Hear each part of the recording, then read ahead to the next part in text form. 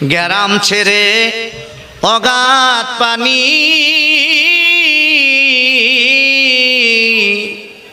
নাই কিনারা নাই তরুণী পারে। গ্রাম ছেড়ে অগাধ পানি, নাই কিনারা নাই তরুণী পারে। আরে বাঞ্ছা করি দেখবো তারে, কেমনে সেথায় যাই রে আমি, একদিনও না দেখিলাম তারে। দেখছেন, নিজেরে দেখছেন কোনোদিন? আমার ভিতরে আমি আছি, কিন্তু কোনোদিন তারে দেখি নাই। ওইটাকে দেখতে গেলে একজন মুর্শিদ লাগে, বলেন না আলহামদুলিল্লাহ। কি বলবো পড়শির কথা, হস্তপদ স্কন্দ মাথা নাই রে। আরে ক্ষণেক থাকে শূন্যের উপর, ক্ষণেক ভাসেনি রে। আমি একদিনও না দেখিলাম তারে, আমি একদিনও না দেখিলাম তারে। ওইটার খবর তো কোনোদিন নিলাম না, এই ব্যাপারে আলোচনা অন্যদিন হবে। সম্মানিত ভাইয়ারা আমার, ইব্রাহিম বিন আদহাম ডাক দিয়া বললেন, চতুর্থ তো আল্লাহ তাআলা আমার এন্তেকালের পরে যখন আমাকে কবরে দিবে, যখন আমারে কবরে দিবে, যেই কবরে মা থাকবে না, যেই কবরে বাবা থাকবে না, যেই কবরে পৃথিবীর কেউ থাকবে না রে বন্ধুরা, হাজার হাজার বছর, কোটি কোটি বছর তোমাকে অন্ধকারে কবরে থাকতে হবে। ইব্রাহিম বিন আদহাম ডাক দিয়া বললেন, আমাকে যখন কবরে দেয়া হবে, অর্থাৎ আমার মৃত্যুর সময়, আমার মৃত্যুর সময় দুইজন ফেরেশতা আসবে। আমার যদি ঈমানের উপর, ঈমান হালতের উপর আমার যদি মৃত্যু হয়, ফেরেশতারা আমারে স্বাগতম জানাইবো। আর যদি বেঈমানের হালতে আমার যদি মৃত্যু হয়, ফেরেশতারা আমারে লাঞ্ছনা দিব। আমি ইব্রাহিম তো জানি না আমার মৃত্যুর সময় আমার ঈমানের সাথে মৃত্যু হবে নাকি বেঈমানের সাথে। এই চিন্তায় আমি ইব্রাহিম বড় চিন্তিত আছি, বলেন সুবহানাল্লাহ। ইব্রাহিম বিন আদহাম বললেন, চতুর্থ তো হচ্ছে আল্লাহ তাআলা যখন কবরে পাঠাইবে, হাজার হাজার কোটি কোটি বছর কবরে থাকা লাগবে। ওই কবর থেকে উঠাইয়া হাসরের ময়দানে আল্লাহ তাআলা মানুষদেরকে সমবেত করবেন। ওই জায়গার মধ্যে আমার আল্লাহ তাআলা তখনও দুইটা কাতার করবেন, একটা কাতার জান্নাতি, আরেকটা কাতার জাহান্নামী।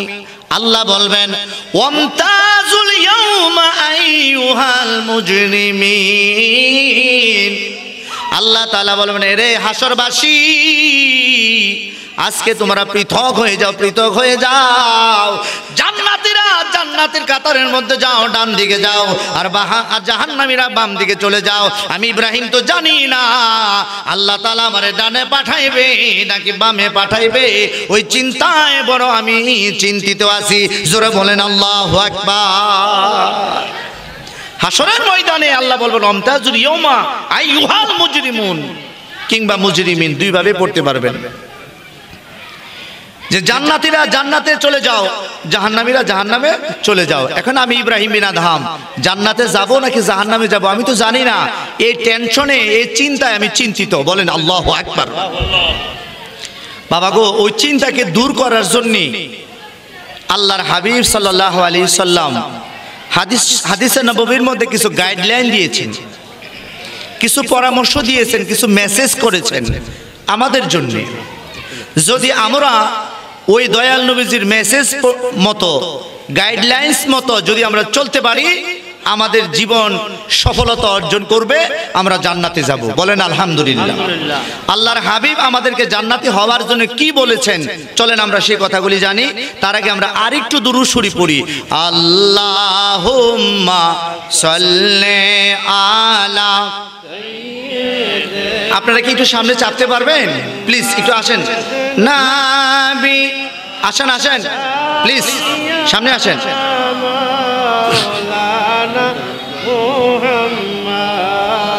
আল্লাহুম্মা সাল্লি সাইয়্যিদিনা মুহাম্মাদ দিবানিশি মনরে আর দিও না, বলেন না বলেন, বলেন দিবানিশি মনরে আর দিও না যন্ত্রণা।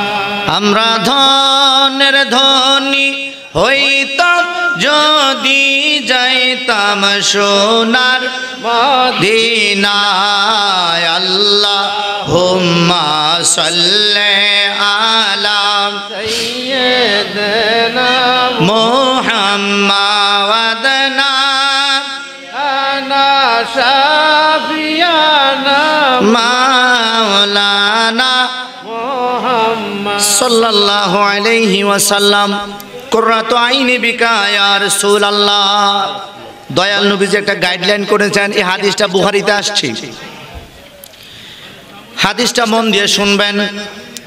ওয়ান আবি হুরায়রা রাদিয়াল্লাহু তাআলা আনহু قال قال رسول الله صلى الله عليه وسلم سبعة يظلهم الله في ظله لا ظل إلا ظله।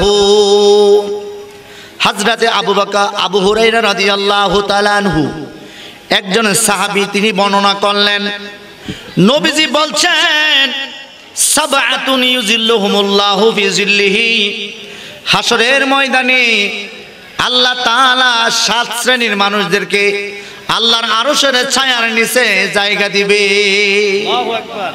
কয় শ্রেণীর? 7 শ্রেণী। বড় করে বলেন কয় শ্রেণীর? 7 শ্রেণীর।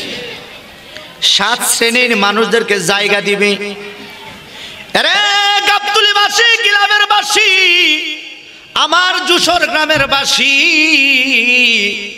ওই 7 শ্রেণীর মানুষের মধ্যে যদি আমি আপনি না পড়ি, কবরের জমিনে হাসরের ময়দানে উপায় থাকবে না।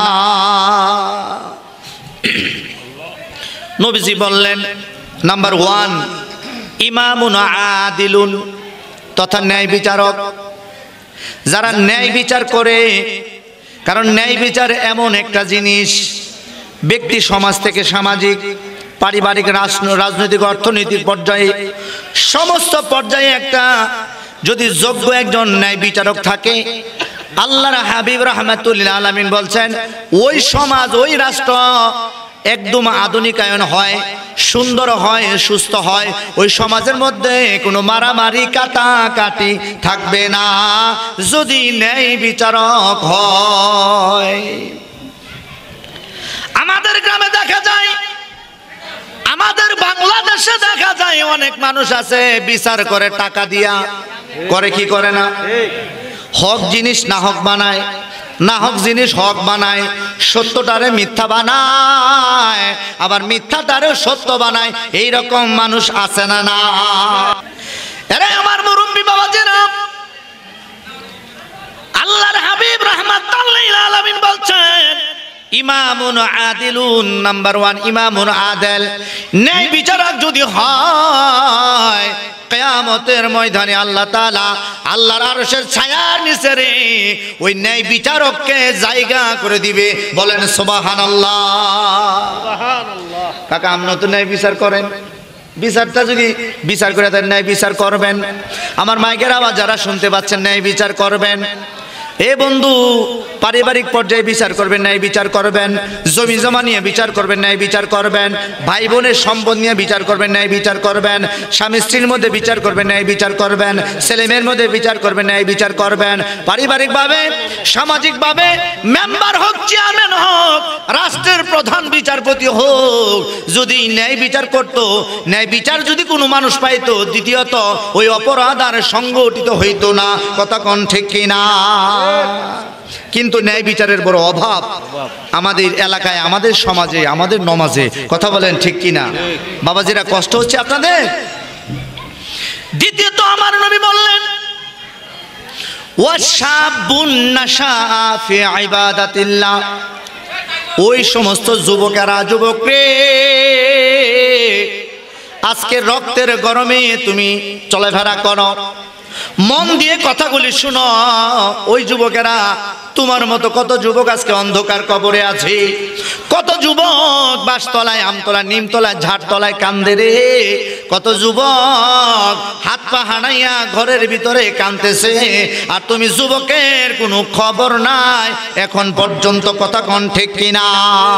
নবী আমার ডাক দিয়া বললেন, ওয়াশাবুন নাশা ফি ইবাদাতিল্লাহ, ওই সমস্ত যুবকেরা যারা, যাদের জিন্দেগি আল্লাহর পথে, আল্লাহর রাসূলের পথে, সুন্নি জামাতের পথে, আল্লাহ রাসূলের জন্য জীবনটাকে উৎসর্গ করছে, আল্লাহর ইবাদতে তাদের জিন্দেগি পরিচালনা হচ্ছে, আল্লাহ পাকের ইবাদতে 5 ওয়াক্ত নামাজ পড়ে, হজ করে, যাকাত দেয়, সত্য কথা বলে, মা বাবার খেদমত করে, এই সমস্ত যুবকগুলো কিয়ামতের ময়দানে আল্লাহর আরশের ছায়ার নিচে জায়গা পাবে। জোরে বলেন সুবহানাল্লাহ। কত সুন্দর করে আমার নবীজি বলে গিয়েছেন, শাবুন নাশা ফি ইবাদাতিল্লাহ, যুবক যদি হাতের মধ্যে মদের বুটলা না নেয়, যুবক যদি হাতের মধ্যে গাঞ্জা না নেয়, যুবক যদি হাতের মধ্যে ইয়াবা ট্যাবলেট না নেয়, যুবক যদি হাতের মধ্যে ফেন্সি না নেয়, যুবক যদি হাতের মধ্যে জুয়া খেলা তাস না নেয়, যুবক যদি অন্যায় আচরণ না করে, যদি ইবাদাতিল্লাহ আল্লাহর ইবাদতে কাটায়, নামাজ পড়ে, রোজা রাখে, সত্য পথে চলে, আল্লাহ রাসূলের পথে মতে চলে, ওই সমস্ত যুবকগুলো রে হাসরের ময়দানে আল্লাহর আরশের ছায়ার নিচে তোমারে জায়গা দিবে। তাহলে আমাদের ইবাদতে দরকার আছে না নাই? বড় করে বলেন, আছে না নাই? এরে যুবক, আজকে তোমার হাতের মধ্যে গাজার ফুটলা দেখা যায়, হাতের মধ্যে ইয়াবা দেখা যায়, হাতের মধ্যে বাবা ট্যাবলেট দেখা যায়। যুবক রে, যৌবনের তাড়নায় পাগলামি করিও না, এই দুনিয়া থাকার জায়গা নয়, এই দুনিয়া থাকার জায়গা নয়, এই দুনিয়া ছেড়ে অন্ধকার কবরে একদিন অবশ্যই রওনা দিতে হবে। কথা কোন ঠিক কিনা? তারপরে আমার নবী, মায়ার নবী রাহমাতাল লিল আলামিন 3 নাম্বার বলছেন, ও রাজুলুন কলবুহু মুআল্লাকুন বিল মসজিদি ইদা খরাজা হাত্তা ইয়াউদু ইলাইহি। আল্লাহর হাবিব রাহমাতাল লিল আলামিন বলেন, ওই সমস্ত মানুষ যাদের অন্তর, যাদের সম্পর্ক মসজিদের সাথে থাকে, মসজিদের সাথে যাদের সম্পর্ক ভালো, মসজিদের সাথে যারা সম্পর্ক ভালো, এক নামাজ পড়ার আগে, এক নামাজ পড়ার পর আরেকটা নামাজের জন্য অপেক্ষা করে, এই সমস্ত চরিত্র, এই ধরনের সম্পর্ক, এই ধরনের আচরণ কোনো মানুষের মধ্যে যদি থাকে, ওই মানুষটা কিয়ামতের ময়দানে আল্লাহর আরশের ছায়ার নিচে জায়গা পাবে। এটা বুখারীর হাদিস। নবী বলছেন, ও রাজুলুন কলবুহু মুআল্লাকুন বিল মসজিদি, যাদের অন্তর মসজিদের সাথে যুক্ত। রে যুবকেরা, এ মুরব্বি বাবাজিরা, মসজিদের সাথে সম্পর্ক কেমনে রাখবেন? নামাজ পড়বেন 5 ওয়াক্ত, জামাতের সহিত নামাজ পড়বেন, মসজিদের দেনা পাওনার জন্য, মসজিদের দান খয়রাতের জন্য সবসময় এগিয়ে আসবেন, মসজিদের খেদমত করবেন, মসজিদের ঝাড়ু দিবেন, মসজিদের টাইলস পরিষ্কার করবেন, মসজিদের মধ্যে ফ্যান ট্যান পরিষ্কার করে দিবেন, সবসময় মসজিদের সাথে রিলেটিভ রাখবেন, সম্পর্ক রাখবেন।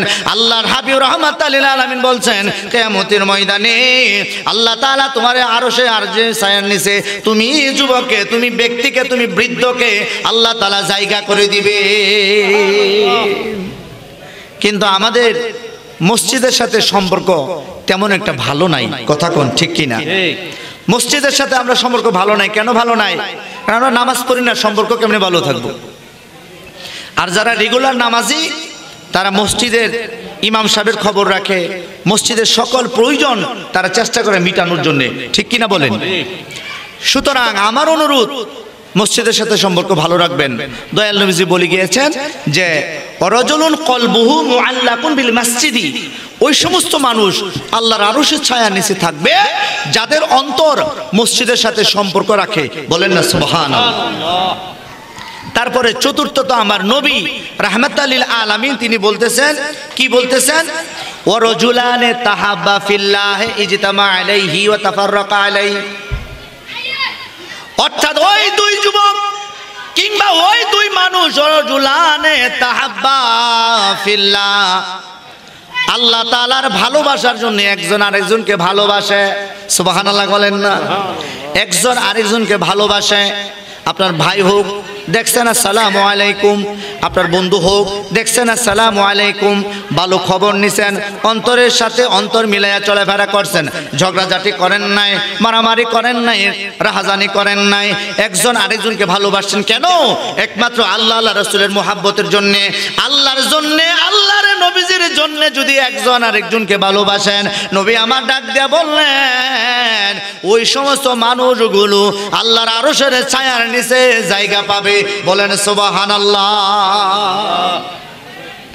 কিন্তু আমাদের মধ্যে মুহাব্বত কম, এক ভাই আরেক ভাইয়ের সাথে মুহাব্বত নাই, চাচা ভাতিজার সাথে মুহাব্বত নাই, বোনের সাথে বোনের মুহাব্বত নাই, ভাই বোনের সাথে ভাই বোনদের মুহাব্বত নাই, সামাজিক ব্যাপারে একজন আরেকজনের প্রতি মুহাব্বত নাই। অথচ এটাই হাদিসের বিপরীত। হাদিসের পক্ষের কথা হচ্ছে নবী আমার বলেন ওয়ারজুলানে তাহাব্বা ফিল্লাহি, আল্লাহর জন্য আল্লাহ রাসূলের জন্য এক ভাই আরেক ভাইকে ভালোবাসে। ওই সমস্ত ভালোবাসার কারণে হাসরের ময়দানে আল্লাহর আরশের নিচে তোমাকে আমার জায়গা করে দিবে। বলেন সুবহানাল্লাহ। পঞ্চমত নবীজি সাল্লাল্লাহু আলাইহি ওয়াসাল্লাম বললেন ওয়ারজুলুন ফাফাদাত আইনাহু, ওই সমস্ত মানুষ, পৃথিবীর সমস্ত মানুষ যখন ঘুমায় থাকে রে, ফাফাদাত আইনাহু, রাত্রে গভীর রাত্রিতে তাহাজ্জুদের নামাজ পড়ে রে বন্ধুরা, সিজদায় পড়ে পড়ে আল্লাহ তাআলার কাছে কেঁদে কেঁদে চোখের পানি ছেড়ে ছেড়ে দোয়া করে। ফাফাদাত আইনাহু, নবী আমার ডাক দিয়া বললেন গোপনে চোখের পানি যারা ছাড়বে রে, নিজের গুনার কথা স্মরণ করিয়া, একটা গুনার কথা স্মরণ করে যারা রাত্রির বেলায় তাহাজ্জুদ নামাজের মধ্যে, গভীর রাত্রির বেলায় মানুষ যখন ঘুমায়া থাকে রে, ওই সমস্ত নরনারীগুলো, নারী পুরুষগুলো যখন জাগ্রত হইয়া আল্লাহ তাআলার দরবারে সিজদায় পড়ে পড়ে আল্লাহর কাছে বলে রব্বানা ও রব্বানা ও রব্বানা, মাফ কইরা দাও এই জীবনের সব গুনাহ, আল্লাহুম্মা সাল্লি আলা, বলেন না, ওয়ালা সাইয়্যিদিনা মুহাম্মদ ওয়ালা আলি সাইয়্যিদিনা। নিজের হাতে বান্দা তুমি আল্লাহ বানাইয়া কেমনে দিবা জাহান্নামে ফেলিয়া, কেমনে দিবা জাহান্নামে। সবাই আল্লাহুম্মা সাল্লি আলা ওয়ালা সাইয়্যিদিনা মুহাম্মদ ওয়ালা আলি সাইয়্যিদিনা। এইভাবে যদি কেউ কান্নাকাটি করে ঈমান নিয়া আশিকে রাসূল হইয়া, নবী আমার বলেন ওয়ারজুলুন ফাফাদাত আইনাইহু, যদি তাদের আইনাই মানে চক্ষু থেকে যদি পানি বের হয়, এক ফোঁটা পানি যদি রে তাহাজ্জুদের সময় গভীর রাত্রে এক ফোঁটা পানি যদি আল্লাহর দরবারে আমি আপনি ফালাইতে পারি রে, এক ফোঁটা পানির দ্বারা রে আল্লাহ 7টা জাহান্নাম নিবানো সম্ভব। জোরে বলেন সুবহানাল্লাহ। কিন্তু আমাদের অন্তর নরম না অন্তর গরম? ভালো কথা শুনলেও চোখ দিয়ে পানি আসে না, কাঁদতে চেষ্টা করলেও আমাদের চোখ দিয়ে পানি আসে না। কেন? কারণ কি? একটা আয়নার মধ্যে যখন আপনি বেশি করে কালি লাগাইবেন, যদিও আয়না কালির কারণে কিন্তু চেহারা দেখা যায় না, কথা কোন ঠিক কিনা? আরে কালি যখন আপনি মুছবেন অবশ্যই আয়না দিয়ে চেহারা দেখবেন। আরে মানুষের অন্তর একটা আয়নার মতো, এই অন্তর মানুষের কালো হয়, গুনাহের কারণে মানুষের অন্তর কালো হয়। এই কালো অন্তর নিয়ে রে কাঁদতে চাইলে কাদা আসে না, চোখ দিয়ে পানি আসে না। আর এই গুনাহ যদি মাফ করাইতে পারো রে, আল্লাহ আল্লাহ রসুলের প্রেমে, আল্লাহর ওলিদের প্রেমে যদি জীবনটাকে ফানা করতে পারো, সুন্নিয়াতের জন্য যদি জীবনটাকে ফানা করতে পারো, তোমার অন্ধকার কলব আল্লাহ পাকের জিকির দ্বারা, সহবত দ্বারা তোমার অন্ধকার কলব আলোকিত হইবে। বলেন সুবহানাল্লাহ। অন্ধকার কলব আলোকিত হবে যদি কলবটা পরিষ্কার না থাকে। কেননা আল্লাহ তাআলা বলছেন ওই দিন হাসরের ময়দানে ইল্লা আতালা বিকলবিন সালিম, প্রশুদ্ধ আত্মা, প্রসিদ্ধ আত্মা, পরিশুদ্ধ আত্মা ব্যতীত আল্লাহর কাছ থেকে নাজাত পাওয়ার কোনো রাস্তা নাই। অন্তরাত্মা পরিশুদ্ধ করার একমাত্র মেডিসিন হচ্ছে আউলিয়া কেরামের সহবতে থাকা। বলেন সুবহানাল্লাহ। এবং আউলিয়া কেরামের সহবতে যাইয়া বেশি বেশি সকাল সন্ধ্যায় আল্লাহ তাআলার জিকির করা। কি করা? কথা বলেন, কি করা?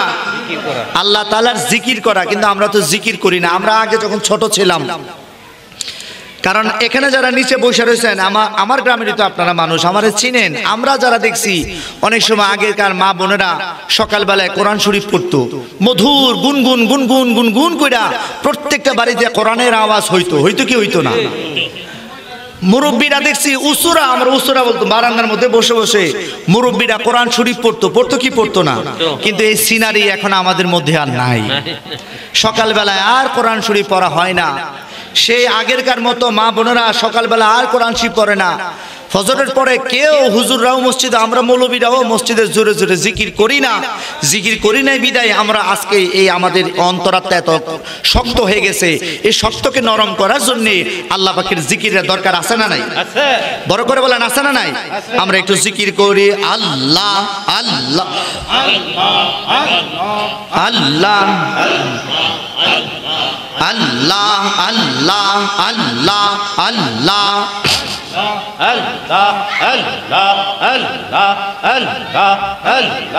আল্লাহ আল্লাহ আল্লাহ আল্লাহ আল্লাহ আল্লাহ আল্লাহ আল্লাহ। জোরে জোরে আল্লাহ আল্লাহ আল্লাহ আল্লাহ। আমার মুর্শিদ নিল আমার মন করিয়ে আওয়া। আল্লাহ আল্লাহ আল্লাহ আল্লাহ।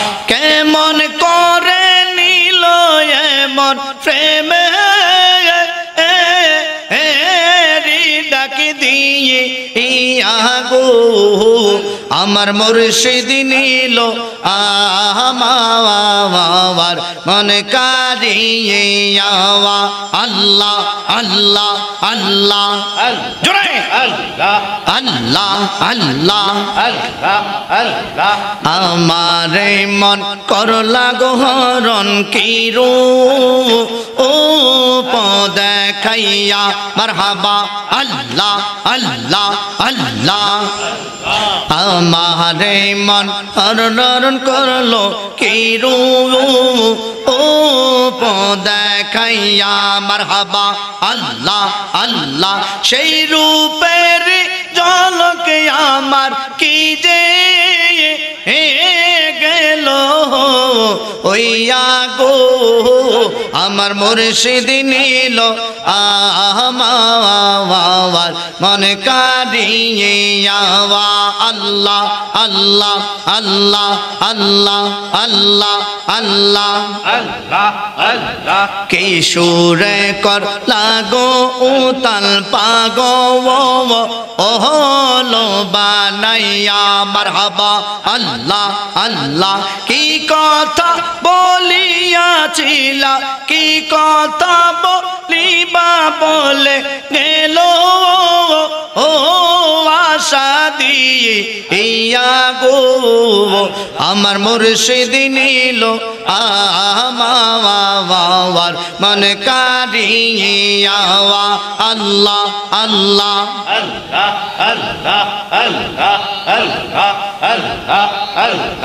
আল্লাহ আল্লাহ আল্লাহ লা ইলাহা ইল্লাল্লাহু মুহাম্মাদুর রাসূলুল্লাহ সাল্লাল্লাহু আলাইহি ওয়াসাল্লাম। তাহলে বন্ধুরা আমার তাহাজ্জুদ নামাজ পড়বেন, এটা সুন্নাত, এটা 4 রাকাত 8 রাকাত পড়া যায়। এরে বন্ধু মনে রাখবেন 2 সময়ে নামাজ দোয়া কবুল হয়, জাওফুল লাইলি ও দুবুরু সালাতুল মাকতুবাত। তাহাজ্জুদের নামাজের সময় এবং ফরজ নামাজের পরে যদি দোয়া করেন ওই 2 সময় আল্লাহ তাআলার কাছে দোয়া বড় কবুল হয়, সুবহানাল্লাহ। অথচ ওয়াহাবিরা বলে ফরজ নামাজের পরে নাকি দোয়া করা যাবে না, জোরে কোন নাউজুবিল্লাহ। আল্লাহ বলেন ফাইজা ফারাগতা ফানসব ওয়া ইলা রাব্বিকা ফারগাব। হুজুর আপনি যখন নামাজ শেষ করবেন আপনি মনোনিবেশ করবেন, অর্থাৎ দোয়া করবেন, অর্থাৎ আল্লাহ তাআলার কাছে দোয়া করবেন, দোয়া করবেন। আল্লাহ নবীজি দোয়া মানে আমাদের দোয়া করা। এরে বন্ধু ফরজ নামাজের পরে যদি হাত তুলে মোনাজাত করেন আল্লাহ তাআলা আপনার দোয়া কবুল করবে, এবং তাহাজ্জুদের সময় যদি দোয়া করেন এই দোয়া আল্লাহ কবুল করবে। ওয়াহাবিরা কি কইলো দেখার দরকার নাই, আমরা সুন্নিরা দোয়া করতেছি, দোয়া করতেই থাকবো, কথা কোন ঠিক কিনা? কিন্তু অনেকে আবার কয় দোয়া করো, উসিলাও নেওয়া যাবে না, জোরে বলেন নাউজুবিল্লাহ। উসিলা বুঝেন, উসিলা মানে মাধ্যম তালাশ করা। যদি আমি বলি আল্লাহ আমার মহান মুর্শিদ কেবলা আবুল বাশার আল কাদরি মাদ্দাজিল্লাহ কুদ্দাসা সিররাহুল আজিজ ওনার উসিলায় দোয়া কবুল করো। আল্লাহ আল্লাহর ওলি আমার বাবাজান কেবলা আল্লামা শাহ সুফি সাইফুর রহমান নিজামী শাহ হুজুর বারাকাল্লাহু তাআলা ফি হায়াতিহি, ওনার উসিলায় আল্লাহ দোয়া কবুল করো। আল্লাহ বাবা শাহজালালের উসিলায় দোয়া কবুল করো, শাহপরানের দোয়া উসিলায় দোয়া কবুল করো, আহলে বাইতের উসিলায় দোয়া কবুল করো, আমার দয়াল নবীজির উসিলায় দোয়া করো, দোয়া কবুল করো। এই দোয়া করলে নাকি শিরক হইব, বলেন নাউজুবিল্লাহ। ওয়াহাবিরা কই আদ দিছে দেখছেন নি? আল্লাহ তাআলা বলেন ইয়া আইয়ুহাল্লাযীনা আমানুত্তাকুল্লাহা ওয়াবতাগু ইলাইহিল ওয়াসিলা ওয়াবতাগু ইলাইহিল ওয়াসিলাতা ওয়াজাহিদু ফি সাবিলিহি লাআল্লাকুম তুফলিহুন। আল্লাহ তাআলা ডাক দিয়ে বললেন আল্লাহ তাআলারে ভয় করো, ওয়াবতাগু ইলাইহিল ওয়াসিলা, আল্লাহরে পাওয়ার জন্য একটা মাধ্যম তালাশ করো রে। ওই মাধ্যম হচ্ছে আল্লাহর নবী, আল্লাহর ওলিগণ আহলে বাইতে আজম, জোরে বলেন সুবহানাল্লাহ। আল্লাহ কি কইল আর মৌলবীরা কি ধরনের গান গায়? এ আমার এলাকাবাসী গভীর মনোযোগ রে বাবা। তারপরে আমার নবী মায়ার নবী রহমতের নবী হায়াতুন নবীজি ডাক দিয়া বলেন ওই সমস্ত মানুষ অরজুলুন দাওয়াতহু ইমরাতুন জাতিন হাসাবিন ও জামালিন ফাকালা ইন্নী আখাফুল্লাহ। ওই সমস্ত মানুষ 6 নম্বর, ওই সমস্ত মানুষ দা ইমরাতুন, যখন কোন সুন্দরী মেয়ে লোক আপনাকে ডাকবে জানাবে বিচারের দিকে, এই মুহূর্তে আপনি যদি তাকে বলেন ফাকালা ইন্নী আখাফুল্লাহ, এরে আল্লাহর বান্দি আমি আল্লাহ তাআলারে ভয় করি, আমার দ্বারা রে এই ধরনের কাজ কোনোদিন সম্ভব না। এই ধরনের উক্তি যদি আপনি উপস্থাপন করেন, যদি আল্লাহ তাআলাকে ভয় করে জানা ব্যভিচার থেকে ফিরে আসেন, ওই সমস্ত মানুষ আল্লাহর আরশের ছায়ার নিচে থাকবে, জোরে বলেন সুবহানাল্লাহ। 7ম নাম্বার আমার দয়াল নবীজি বললেন, আল্লাহর হাবিব ডাক দিয়া বললেন রাজুলুন তাসাদদাকা বিসাদাকাতিন ফাআখফা লা তা'লামু শিমালুহু মা তুনফিকু ইয়ামিনুহু। ওই সমস্ত মানুষ যারা ডান হাতে দান করে বাম হাতে কেউ জানে না, অর্থাৎ আল্লাহর রাস্তায় দান করে, মসজিদ মাদ্রাসায় দান করে, এতিম দুস্থ গরিবদেরকে দান করে, ডান হাতে দান করে অর্থাৎ গোপনে গোপনে দান করে, মানুষদেরকে দেখানোর জন্য সখী হয় না, দানশীল শাস্তে চায় না, দানবীর শাস্তে চায় না। ওই সমস্ত মানুষগুলো আল্লাহর আরশের ছায়ার নিচে তারা জায়গা পাবে, বলেন সুবহানাল্লাহ। এই 7 শ্রেণীর মানুষ বুখারীতে আসছে। সুতরাং আমি যে এখন বললাম এই 7 শ্রেণীর মধ্যে আমরা পড়ছি কিনা আমাদের জানা দরকার আছে না নাই? এবারে নিজে বিচার করেন, নিজের বিবেককে প্রশ্ন করেন। কে আব্দুর রহমান, কে মুক্তার মিয়া, একটু চিন্তা করে দেখো যে তুমি কি এর ভিতরে আসো কিনা। যদি থাকো ওয়েল ডান, খুব ভালো। কিন্তু যদি না থাকো, থাকার চেষ্টা করা দরকার আছে না নাই? বাবা আমরা সুন্নি মানুষ, আমাদের আমল, আমাদের কথাবার্তা, আচরণ যদি আক্রোশমূলক হয়, হিংসাত্মক হয়, যদি খারাপ হয়, তাহলে বাবা আমি সুন্নি হয়ে আমার লাভ হইল কি? আমার আচরণে যদি 2 জন মানুষ যদি মুগ্ধ না হয়, আমার ব্যবহারে, আমার কথাবার্তায় অন্য মানুষ যদি কষ্ট পায়, বাবা আমার সুন্নি হয়ে লাভটা হইল কি? এই কারণে পর্দার আড়ালের মা বোনেরা সহ সুন্নি মানুষের, সুন্নি জামাতের মধ্যে যারা আছেন, বিশেষ করে আহলুস সুন্নাত ওয়াল জামাত, সুন্নি ওয়ার্ল্ড মুভমেন্ট যারা আছে, বিশ্ব সুন্নি আন্দোলন সহ আমাদের সবার আচরণ সহনীয় হতে হবে। উগ্রপন্থী কোনোদিন হওয়া যাবে না। হিংসা, রাগ, গুসা, জেনা, ব্যভিচার, সুদ, ঘুষ, বেনামাজি, নামাজ তরক করা, এই ধরনের চরিত্র বাবা আমাদের মধ্যে থাকলে বাবা এটা সুন্নিয়াতের কলঙ্ক হয়। কথা বলেন ঠিক কিনা? তো আমি এত আলোচনা করলাম আমলের ব্যাপারে, আমি অল্প সময় শেষ করে দিচ্ছি, আমার দীর্ঘায়িত করছি না। ছোট্ট একটা কথা বলে আমার হাবিব সাল্লাল্লাহু আলাইহি সাল্লামের এটা আকীদার কথা বলে আমি শেষ করব। আমরা আরেকটু মহব্বতে সবাই কেউ থেমে থাকবো না, মহব্বতে দুরূদ শরীফ পড়ি। আল্লাহুম্মা, ঠিক আছে বলেন, ওয়ালা আলিম দেনা মুহাম্মাদ, ওয়ালা আলি সাইয়্যিদিনা মুহাম্মদ। দুধ কলা খাওয়ায়া পালছেন আব্বা আম্মা আমরা রে, এখন বুঝি শুইয়া গো রইছেন কবরে, এখন বুঝি শুইয়া গো রইছেন কবরে। আল্লাহুম্মা সাল্লি আলা মুহাম্মাদ ওয়া আলা আলি সাইয়্যিদিনা মুহাম্মাদ ওয়া আলা আলি সাইয়্যিদিনা মুহাম্মদ সাল্লাল্লাহু আলাইহি ওয়াসাল্লাম। বাবা আমার আলোচনা প্রায় শেষের দিকে চলে আসছি, গভীর মনোযোগ রে বাবা। আমার নবীজি সাল্লাল্লাহু আলাইহি ওয়াসাল্লাম বলছেন, মাথালু আহলে বাইতি ফিকুম সাফিনাতে নূহিন মান রাকিবাহা নাজা ওয়া মান তাখাল্লাফা আনহা হালাক। গভীর মনোযোগ। নবীজি সাল্লাল্লাহু আলাইহি ওয়াসাল্লাম বললেন, আমার আহলে বায়াতের উদাহরণ হচ্ছে হযরতে নূহ আলাইহিস সালামের কিস্তির মতো, নূহ আলাইহিস সালামের নৌকার মতো। মান রাকিবাহা নাজা ওয়া মান তাখাল্লাফা আনহা হালাকা। নবীজি সাল্লাল্লাহু আলাইহি ওয়াসাল্লাম বললেন, যারা আমার আহলে বাইতের নৌকার মধ্যে আরোহণ করবা তারা নাজাত পাইবা, আর যারা আরোহণ করবা না তারা ধ্বংসপ্রাপ্ত, তারা ধ্বংসপ্রাপ্ত। এই যে আমার দিকে তাকান।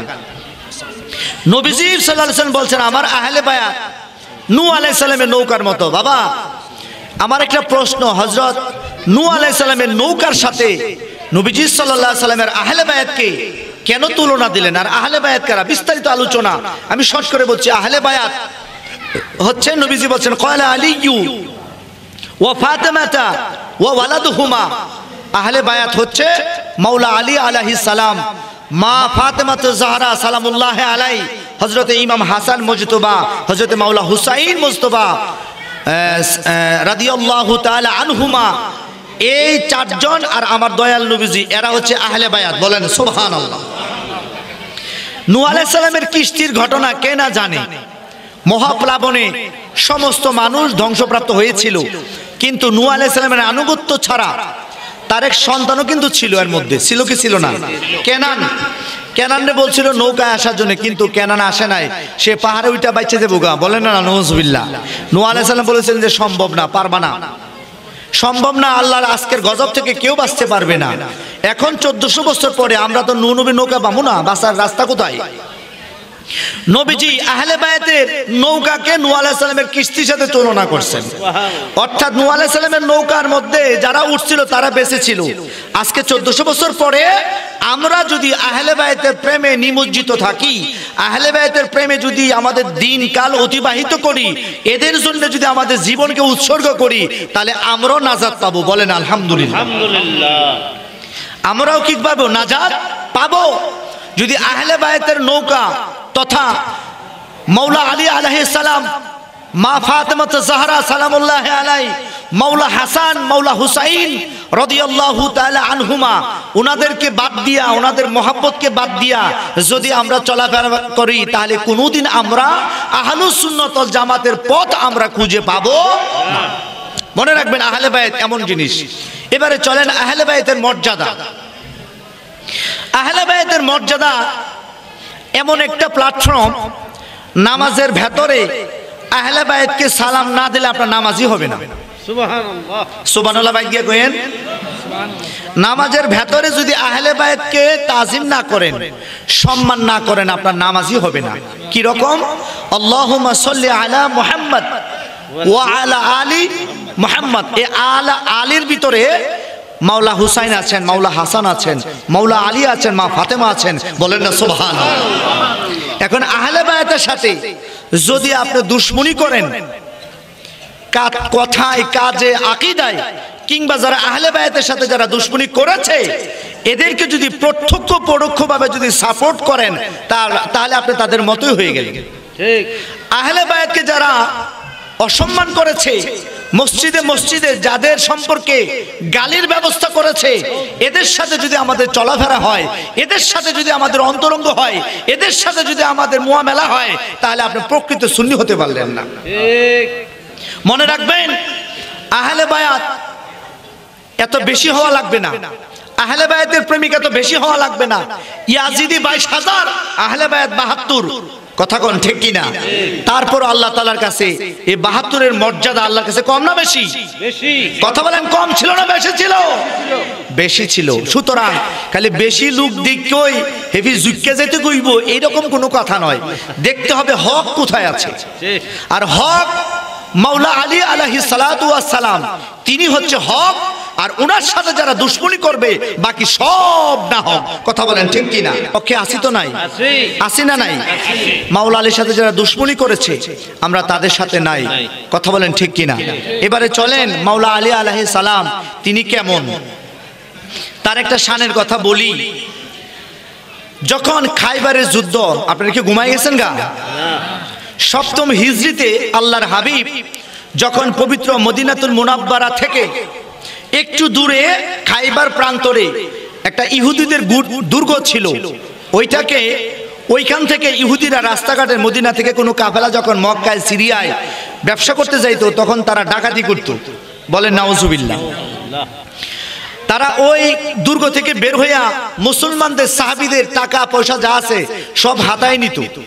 তো আল্লাহর হাবিব সাল্লাল্লাহু আলাইহি ওয়াসাল্লামের কাছে সাহাবীরা কমপ্লেইন করলেন, হুজুর ওই ইহুদিরা তো আমাদের সাথে এই ধরনের খারাপ আচরণ করে, হুজুর আমরা এখন কি করতে পারি? নবীজি সাল্লাল্লাহু আলাইহি ওয়াসাল্লাম সাহাবীদেরকে নিয়ে তিনি খাইবার অভিমুখে রওনা হলেন।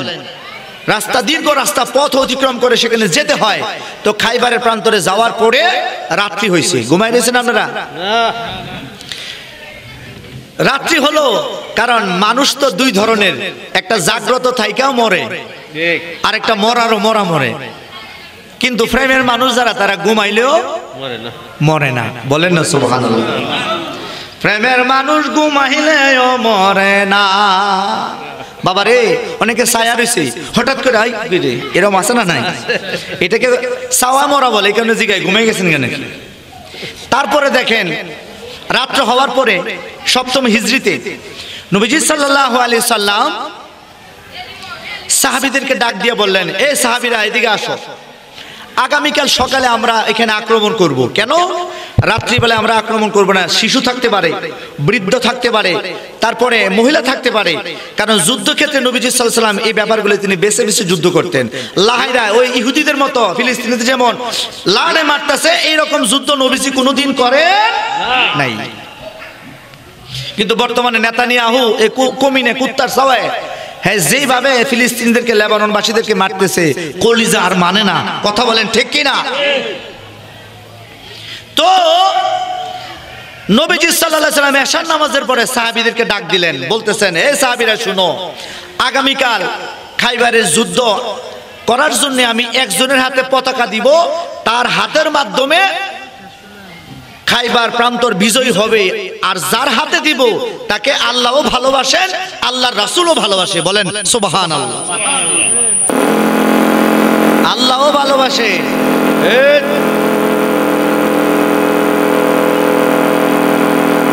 আল্লাহুম্মা সাল্লি আলা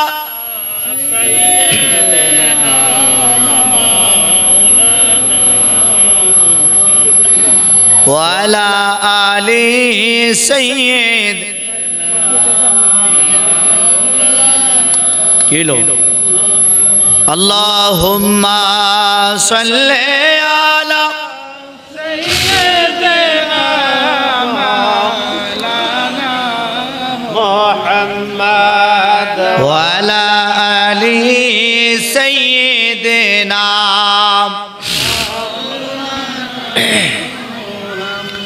সাল্লাল্লাহু আলাইহি ওয়াসাল্লাম।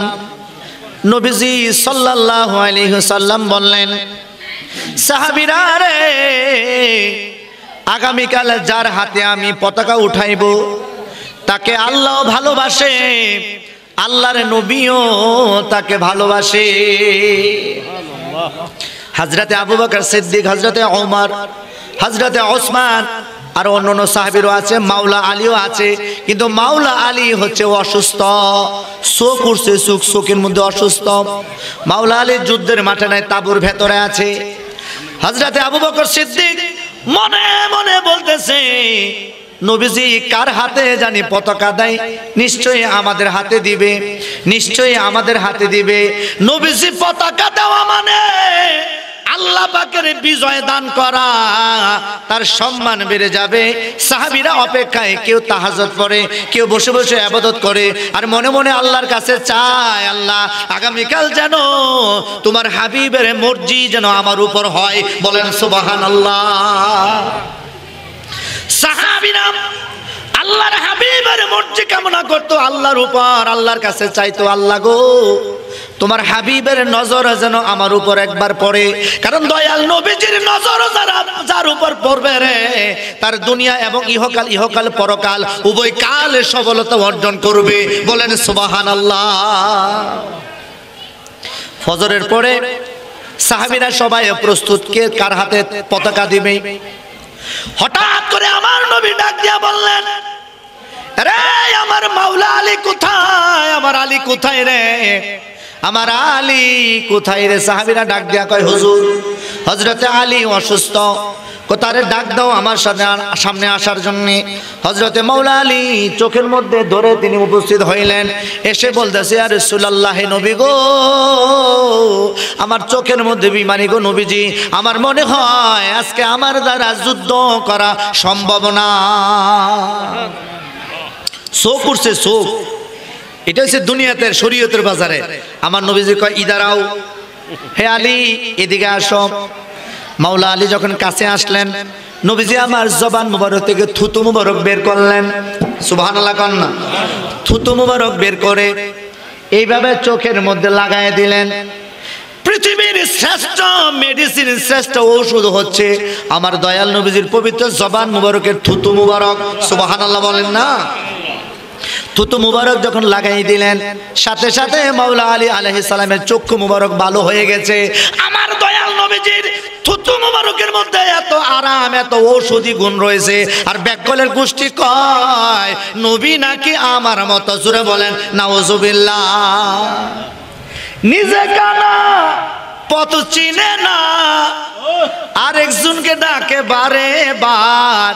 এসব দেখি কানার হাট বাজার, এসব দেখি কানার হাট বাজার। কথা কোন ঠিক কিনা? এক কানা কয় আরেক কানারে, চলো এবারে ভব পারে। এক কানা কয় আরেক কানারে, চলো এবার ভব পারে। নিজে কানা পথ চিনে না, পরকে ডাকে বারংবার। এইসব দেখি কানার হাট বাজার। এরে কানার দলেরা, দয়াল নবীজি চক্ষু মুবারকের মধ্যে লালা মুবারক লাগাই দিলেন। তোমার থুতু দিলে আমি রাসেল নবীর অসুখ ভালো হইবনি। তাহলে কেমনে বলো নবী আমার মতো? হ্যাঁ, কেউ যুক্তিতে মিলেনি? একটা উক্তি কই না কেউ, যুক্তি তো মিলে না। বোঝা গেল নবী আমার মতো না। ঠিক কিনা বলেন? নবীকে নবী হচ্ছে সবসে আওলা ওয়া আলা হামারা নবী সবসে বা। ভিতরে যাওয়ার কোনো রাস্তা নাই। হযরতে মাওলা আলী যুদ্ধ করতেছেন। হঠাৎ করে দুর্গের ভিতরে যে গেট, এই গেটের ওজন হচ্ছে 950 মণ। সুবহানাল্লাহ বলেন। কত মণ? 950 মণ গেটের ওজন। এই গেটের মধ্যে হযরতে মাওলা আলী টান দিয়া ধরলেন। টান দিয়া ধইরা এইভাবে উঠাইলেন। উঠাইছে যখন, গেট ভাঙ্গা যখন দুর্গ খুলে ফেলছে, ইহুদিরা কয় বাবারে বাবারে বাবারে, আসাদুল্লাহিল গালিব আয়া পড়ছে। 950 মণ গেট যেই ব্যক্তি ভাঙতে পারে রে, তার সাথে যুদ্ধ কইরা কুলানোর উঠা নাই। সবাই সারেন্ডার করছে, আত্মসমর্পণ করছে। পরবর্তীতে 40 জন, যুদ্ধের পরে 40 জন সাহাবীদেরকে আল্লাহর হাবিব বলেন গেটটা তোমরা উঠাও। 40 জন সাহাবী গেটের দুটা টানে, গেটটা বাবা আর উঠে না। সুবহানাল্লাহ কন্যা। তাহলে অন্য কোন সাহাবীর সাথেও নবীজির মাওলা আলীকে তুলনা দেওয়া চলবে না। মাওলা আলী আসাদুল্লাহিল গালিব, ইমামুল মাশারিক ওয়াল মাগারিব। হযরতে মাওলা আলীর সাথে অন্য কোন সাহাবীদের তুলনা চলে না। সাহাবীরা বরহক, মকবুল সাহাবী কেরাম বরহক। সাহাবীদের সমালোচনা আমরা করি না। মকবুল সাহাবী কেরাম অবশ্যই বরহক, মকবুল সাহাবী কেরাম অবশ্যই বরহক। কিন্তু মাওলা আলীর সাথে কোন সাহাবীর তুলনা দেওয়া যাবে না। মাওলা আলী আহলে বায়াত, অন্য সাহাবী কিন্তু আহলে বায়াত না। কথা কোন ঠিক কিনা? নারে রিসালাত ইয়া রাসূলুল্লাহ। গাউসিয়া হযরত মাওলানা রাসূল আহমদ আল কাদরি সাহেব জিন্দাবাদ। মাওলা আলী তিনি আহলে বায়াত। অন্যান্য সাহাবীরা নবীজির কলিজার টুকরা, মেনে নিলাম, কিন্তু মাওলা আলীর সাথে তাদের তুলনা চলবে না। তারা হচ্ছে ঈমান, ওনারা হচ্ছে ঈমানের নৌকা। এই ঈমানের নৌকার সাথে গাদ্দারি করলে ঈমান থাকবে না। ঠিক কিনা বলেন? এই কারণে মাওলা আলী তিনি ইমামুল মাশারিক ওয়াল মাগারিব, সমস্ত পৃথিবীর ইমাম হযরতে মাওলা আলী আলাইহিস সালাম। আর ওনার সাথে যারা দুশমনি করবে, নবীজি বলছেন আলী, হে আলী, লা ইউহিব্বুকা ইল্লাল মুমিন, তোমার মুমিন ছাড়া তোমাকে কেউ ভালোবাসবে না, আর মুনাফিক ছাড়া কেউ তোমাকে ঘৃণা করবে না। কথা বলেন ঠিক কিনা? খাজা গান খাজা গরিবে নওয়াজ আতাই রাসূল সুলতানুল হিন্দ খাজা গরিবে নওয়াজ মঈনুদ্দিন হাসান সানজারি সুম্মা আজমেরি রাদিয়াল্লাহু তাআলা আনহু তিনি বলছেন, তোমরা মাওলা আলীর দরজার মধ্যে করাঘাত করো, অর্থাৎ ওনার দরজায় যাও। যদি না পারো তালাশ করো কে মাওলা আলীর দরজা আছে, তুমি তার দরজায় যাও। কেননা মাওলা আলীর দরজায় মুমিন ছাড়া মুনাফিক কোনোদিন মাওলা আলীর দরজায় যেতে পারে না। ঠিক কিনা বলেন? এই কারণে আহলে সুন্নাত ওয়াল জামাতে স্পষ্ট আকীদা, মাওলা আলী আলাইহিস সালাম অবশ্যই তিনি সাহাবী, মাকবুল সাহাবী, কিন্তু উনার সম্মান সমস্ত আসহাবের কেরামের উপর। কেননা পুরুষদের মধ্যে সর্বপ্রথম ঈমান এনেছেন হযরতে মাওলা আলী আলাইহিস সালাম। বলেন সুবহানাল্লাহ।